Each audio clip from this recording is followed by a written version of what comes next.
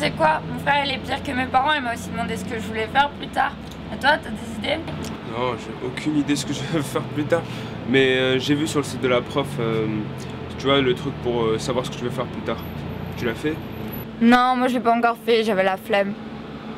Voilà. Moi, ils m'ont mis maintenance. Ouais, du coup je pense que je le ferai ce soir. Je verrai bien, je t'enverrai un message sur ce que j'ai. Ouais, d'accord. Ah, il y a le bus qui arrive.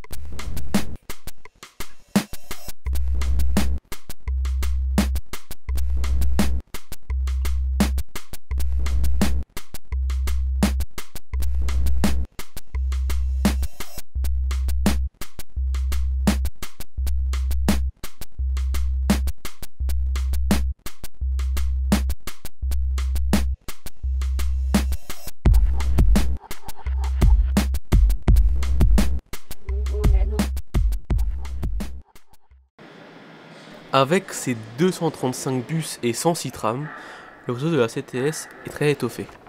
Et pour que tous ces véhicules qui nous transportent au quotidien roulent dans les meilleures conditions, des équipes d'hommes et de femmes travaillent en arrière-plan. Ils font ce qu'on appelle de la maintenance. Donc aujourd'hui on est sur un pas de maintenance qui consiste à modifier des moteurs HPU, donc des moteurs d'une centrale de freinage.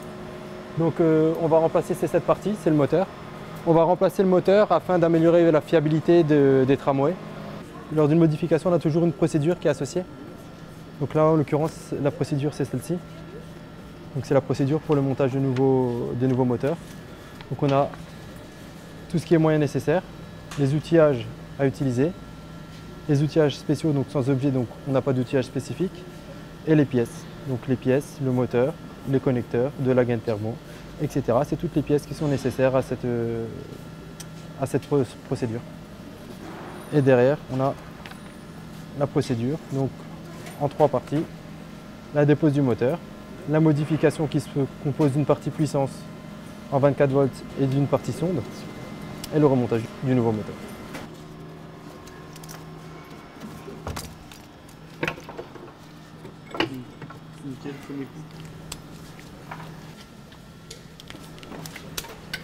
Donc on les rend en place, c'est bon. Donc là, la modification est terminée. On peut repréparer la rame et vérifier s'il y a un défaut moteur ou pas.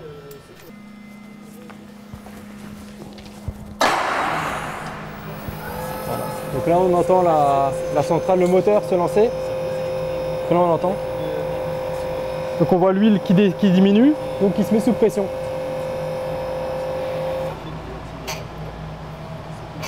Voilà. Là, le bruit qu'on entend, c'est le test des freins. Et c'est ce qui initialise justement la rame. Et s'il y a un souci à ce niveau-là, ça va nous marquer un défaut frein. Quelques travaux peuvent comporter des risques. C'est pourquoi la sécurité n'est jamais négligée. La maintenance, ce n'est pas uniquement réparer un appareil quand il est en panne. C'est aussi et surtout faire en sorte de le maintenir dans un bon état de fonctionnement. Pour cela, à la CTS, les travaux sont planifiés selon des intervalles kilométriques. Pour garantir le bon fonctionnement des tramways, on fait de la révision, de tout ce qui est préventif. Les tramways, ils ont un pas de maintenance, une gamme de maintenance à partir de... On a 2 types de tramways, Eurotram et CETA10. Les Eurotrams à partir de 7005 km et les CETA10 c'est à partir de 16005. Bon, pour ça, on a Visioram. Visioram, ça, c'est les rames qui circulent en ligne. Ça, c'est la ligne A et ça, c'est la ligne D. Ici, moi, je gère tout ce qui est chronobourg.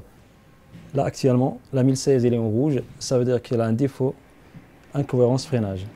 Dans ce cas-là, le régulateur qui gère la ligne E, il va appeler le responsable maintenance EPK qui va envoyer une équipe pour dépanner la rame. Après, on gère tout ce qui est préventif.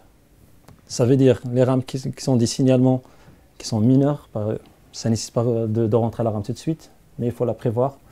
Et pour ça, on a par exemple tout ce qui est jaune, c'est des petits signalements. Par exemple, la 1023, la rame 1023, il a un défaut mineur. Tout ce qui est gris là, c'est les rames qui sont déjà prévues pour demain.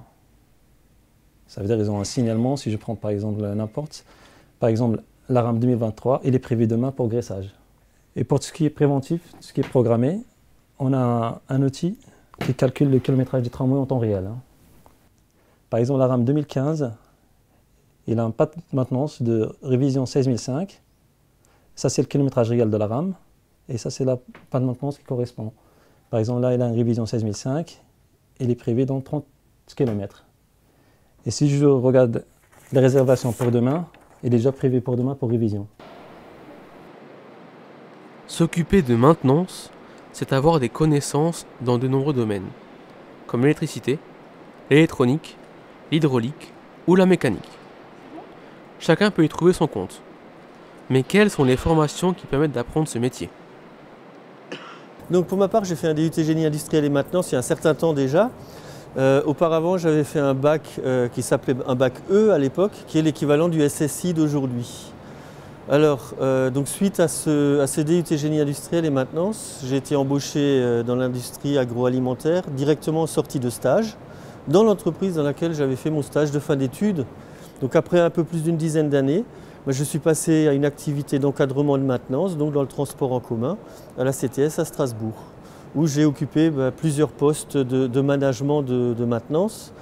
Et ces différentes expériences, en fait, je les ai après confirmées en obtenant un diplôme d'ingénieur en génie industriel auprès de l'École nationale d'art et métiers relativement récemment. Les qualités qu'il faut pour faire une carrière dans la maintenance, et puis en particulier pour faire un DUT génie industriel et maintenance, c'est déjà une grande curiosité technique, de vouloir s'intéresser donc à toutes les technologies, la mécanique, l'électricité, l'électrotechnique.